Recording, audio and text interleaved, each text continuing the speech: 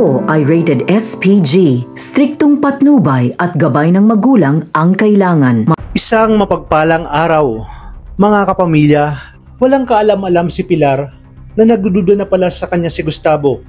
Lalo na nang narinig itong kausap ni Pilar si Olivia at sinabi na hindi siya papayag na hindi makuha ang mga mana kay Marites. Kaya naman inintusan ni Gustavo ang isa sa kanyang pinagkakatiwalaang tauhan na manmanan lahat ng kilos at galaw ni Pilar. Ngunit natunugan naman ito ni Pilar at habang papunta sa hideout ay iniligaw nila ang taong inutusan ni Gustavo. Nang sa gayon, wala nang makapigil sa kanyang mga plano. At dito niya na ipinadukot si Tindeng at dinala sa hideout. Wala nang ibang maisip na paraan si Pilar kundi persahang gamitin si Tindeng upang makuha niya ang mana kay Marites.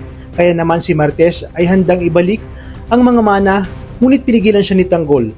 Dahil alam umano ni Tanggol na tuso si Pilar at nagawa pa nga niyang pagbantaan si Olivia na papatayin niya ang mag-ina sa oras na may mangyaring masama sa kanyang lola Tindeng.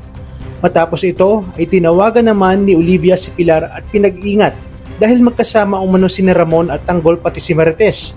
Natuwa naman si Pilar at nangyari nga ang kanyang plano dahil tuluyang nabihag sina Tanggol at Ramon. Hindi biro ang dami ng mga tauhan ni Pilar at magaling din sa pakikipaglaban. Lahat ng hirap at pasakit ay dinanas ng mag-ama hanggang sa mawalan na ng malay ang ating bida dahil sa dami ng suntok, sipa at tadyak na kanyang tinamo. At nang tutuluyan na siya ng isa sa mga tao ni Pilar ay sumigaw na at nakiusap si Ramon na huwag papatayin ng kanyang anak. Habang si Gustavo naman ay nakatanggap na ng tawag mula sa kanyang tauhan na hindi nila nasundan si Pilar dahil tila inililigaw sila nito. Malakas ang kutob ni Gustavo na may masamang balak si Pilar. Kaya naman ipinatawag niya ang lahat ng kanyang mga tao at sumama siya para harapin si Pilar. At sakto naman na nasa bingit ng kamatayan si Tanggol. Dumating na nga siya at nakita niya si Marites sa labas at dito inilahad ni Marites na dinukot ni Pilar si Tindeng at naroroon din si Tanggol at Ramon at ang may pakana daw ng ito ay si Pilar.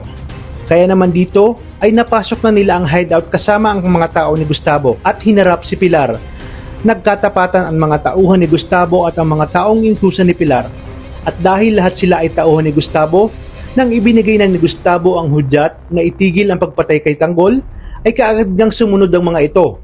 Bagkos inutos ni Gustavo na damputin itong si Pilar dahil bagbabayarin niya ito sa kalapastangan ng ginawa sa kanyang apo at kay Tindeng.